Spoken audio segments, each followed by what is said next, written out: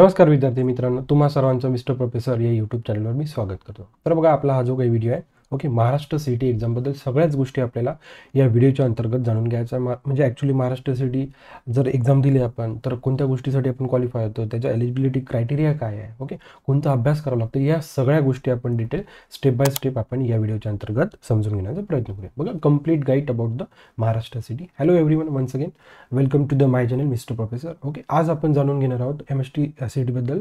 Okay, पूर्ण engaging video.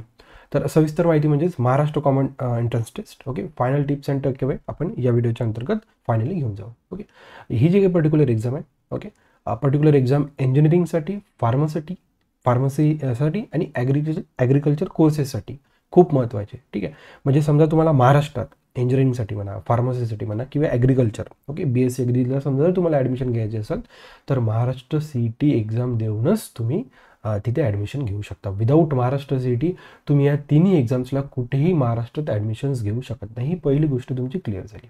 Okay okay after that बघा, Maharashtra CET काय आहे. ओके, महाराष्ट्र सीईटी म्हणजे Maharashtra health and technical common entrance test. Is एक फुल लॉंग फॉर्म आहे. ओके, ही स्टेट लेवल एंट्रन्स एक्झाम आहे. ओके, दरवर्षी government of Maharashtra CET cell करणं ही एक्झाम काय होते, कंडक्ट होते. ओके, ॲडमिशन मिळते तुम्हाला तीन गोष्टीसाठी, इंजिनिअरिंग किंवा बी आपण किंवा बीटेक म्हणतो. ओके, बी फार्म किंवा डी फार्म. ओके, आणि तुमचा जो काही लास्ट ॲग्रिकल्चर कोर्स आहे, BSc ॲग्री आपण ज्याला म्हणतो, या विषयाला. ओके, आफ्टर दॅट बघा, ओके, म्हणजे ही एक्झाम आहे, हे कोण कंडक्ट करते. ओके, कंडक्टिंग ऑथॉरिटी आहे state CET cell Maharashtra. Okay, आणि जी काही ऑफिशियल वेबसाईट आहे CETcell.maceet.org, ही त्यांची ऑफिशियल वेबसाईट आहे.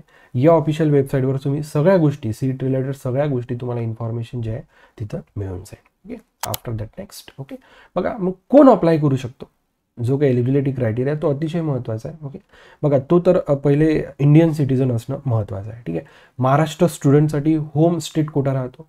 ठीक आहे, नाही, तुम्ही समजा तिथं आल्यानंतर home university, other than home university, या सगळ्या गोष्टी तुम्हाला नंतर कळणार. ओके, समजा एखादा विद्यार्थी समजा नागपूरचा असेल, ओके, आणि समजा त्याला नागपूरचं जर कॉलेज पाहिजे असेल तर तो मग होम युनिव्हर्सिटी झाला.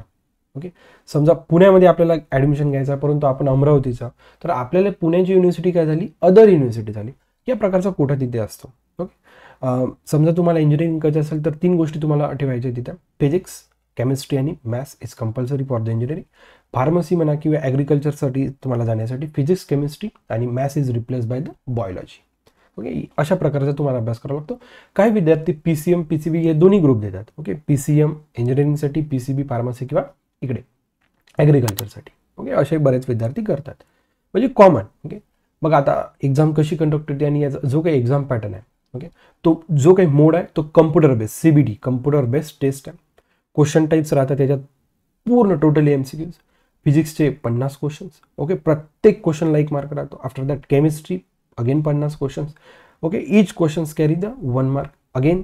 After that mathematics. Okay, again there is a 50 questions, but now okay each question carries 2 marks मॅथमॅटिक्समध्ये. ओके, आणि बायोलॉजीच्या केसमध्ये काय होते, 100 क्वेश्चन्स राहतात आणि प्रत्येक क्वेश्चनला 1 मार्क राहतो. म्हणजे एक गोष्ट क्लिअर झाली आपल्याला की फिजिक्स आणि केमिस्ट्री मिळून आपल्याला 100 मार्क राहतात. ओके, मॅथ्स समजा PCM ग्रुप असेल तर मॅथ्सचे 100 मार्क झाले, 50च क्वेश्चन आहे परंतु प्रत्येक क्वेश्चनला 2 मार्क असल्यामुळे ते क्वेश्चन, म्हणजे टोटल 200 मार्काचा पेपर आहे PCMचा.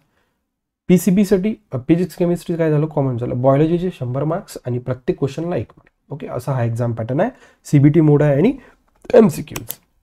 ओके, आता बघा काय अभ्यास करावा लागतो ॲक्च्युली या एक्झामसाठी. बघा, Maharashtra CET syllabus Maharashtra state बोर्डवर कम्प्लिटली आधारित आहे. ओके, यातला जो काही 20% जो काही वेटेज आहे तो 11वीवर असतो आणि जो काही 20% वेटेज असतो तो 12वी असतो. म्हणजे याचा अर्थ एक क्लिअर झाला की म्हणजे दोन्ही आपल्याला 11वी आणि 12वीचा अभ्यास, परंतु मॅक्सिमम जो काही फोकस आहे त्यांचा 12वीच्या सिलेबसवर आहे. हे लक्षात, 80% म्हणजे भरपूर झालं. ओके, बघा, आता ही एक्झाम कधी कंडक्ट होण्याचे चान्सेस राहते. बघा, ॲप्लिकेशन फॉर्म्स हे जानेवारी फरवरी या काळात निघणं सुरून जाते. एक मी पॉसिबली आयडिया देतो तुम्हाला. ओके, जे काही एक्झाम डेट राहते, ओके, एप्रिल म्हणा, मे म्हणा. ओके, हो, एप्रिल किंवा मे, फार तर फार लास्ट इयरला एप्रिलमध्ये झाले होते, पण कधी कधी एक्झाम्स मेमध्ये पण गेलेले आहे. ओके, एप्रिल मे लक्षात घ्या.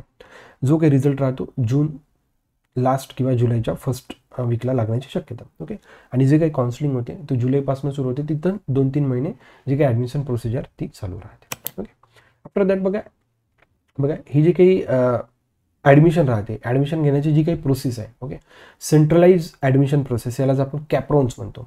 लास्ट इयरपासून 4 कॅपराउंड ऑफिशियल झालेले आहे. ओके, याच्या अगोदर म्हणजे यावर्षी, ओके, लास्ट इयरपर्यंत फक्त 3च कॅपराउंड होते आणि या वर्षीपासून 4 कॅपराउंड्स ऑफिशियल झालेले. आफ्टर दॅट स्पॉट राऊंड पण राहतो. ओके, एक काय नाही, एक प्रोसिजर आहे याची. एक ऑनलाईन रजिस्ट्रेशन करावं लागतं तुम्हाला, ऑप्शन फॉर्म फिलिंग करावं लागतं. म्हणजे जेव्हा तुम्ही जानेवारी फरवरीमध्ये जेव्हा तुम्ही CETसाठी रजिस्ट्रेशन करता तेव्हाच तुमचं ते ऑनलाईन रजिस्ट्रेशन होऊन जातं. आफ्टर दॅट तुम्हाला ऑप्शन फॉर्म फिलिंग करणे राहतं जेव्हा जुलैमध्ये समजा कॅपराउंड सुरू होतात. Okay, college wide seat allotment या सगळ्या गोष्टी तुम्हाला नंतरच्या व्हिडिओमध्ये कळते. म्हणजे येणाऱ्या काही व्हिडिओज तुम्हाला क्लिअर कट करणार. ओके, त्यानंतर तुम्हाला डॉक्युमेंट्स पण रेडी ठेवायचं, डॉक्युमेंट्स व्हेरिफिकेशन राहतो. ओके, सीट ॲक्सेप्टन्स आणि अपग्रेडेशन पण राहतं. ओके, मग तुम्हाला तिथे जाऊन सगळ्या रिक्वेस्ट वगैरे ॲक्सेप्ट करावं लागतं. ठीक आहे, मग तुम्हाला प्रिपरेशन याची अशी करायची की स्मार्ट प्रिपरेशनची एकच की आहे की महाराष्ट्र स्टेट बोर्डची जी काही बुक्स आहे तुम्हाला थ्रूआउट ती बुक पूर्ण कम्प्लिटली रीड करून ठेवायचे. Okay, as it is straight forward काही काही क्वेश्चन्स राहतात. ओके, PYQs आणि मॉक टेस्ट तुम्हाला सोडवायचे. आफ्टर दॅट टाईम मॅनेजमेंट करायचं. ओके, इंजिनिअरिंग जर तुम्हाला करायचं तर मॅथ्सवर फोकस करायचा आहे. अदर दॅन समजा फार्मसी किंवा तुम्हाला ॲग्रिकल्चरकडे जायचं आहे तर तुम्हाला टोटल फोकस तुमचा बायोलॉजीवर ठेवायचा आहे. ठीक आहे, आता best colleges Maharashtra CET through मिळण्याचे तुम्हाला चान्सेस आहे. जसं की पुण्याचं CUP, ओके, मुंबईचं VGTA आणि सांगलीचं वालचंद, हे 3 गव्हर्नमेंट कॉलेजेस आहे.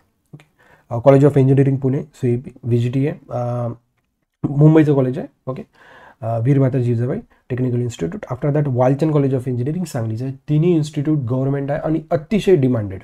ठीक आहे, आफ्टर दॅट फार्मसीसाठी म्हणा किंवा इंजिनिअरिंग पण आहे ICT मुंबईला. ओके, परंतु B.Pharm आणि B.Pharmसाठी स्पेशली मेडिकल रिलेटेड ज्या गोष्टी राहतात त्यासाठी ICT फेमस आहे.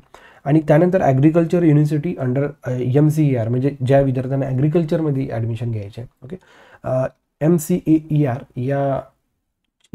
याच्या अंदर त्या पूर्ण ॲग्रिकल्चर युनिव्हर्सिटीज येतात ज्या विद्यार्थ्यांना BSc ॲग्रिकल्चर करायचं. ठीक आहे, आता बघा ही एक्झाम का बरं आपल्याला निवडायला पाहिजे. अफोर्डेबल फीज राहतं गव्हर्नमेंट कॉलेजमध्ये लागलं तर आपण. ओके, रिझर्वेशनचा बेनिफिट्स तुम्हाला कॅप राऊंड्सच्या अंतर्गत मिळतो. ओके, आणि गव्हर्नमेंट अँड ऑटोनॉमस कॉलेजमध्ये ॲडमिशन मिळण्याची शक्यता आहे. जसं की मी तुम्हाला 3 कॉलेज सांगितले, CUP, VGTA, Walchand. Okay, sorry, Walchand government autonomous नाही आहे. ओके, परंतु वालचंदमध्ये प्रायव्हेट प्लस गव्हर्नमेंट या दोघांनी मिळून डेव्हलपमेंट केलेलं आहे.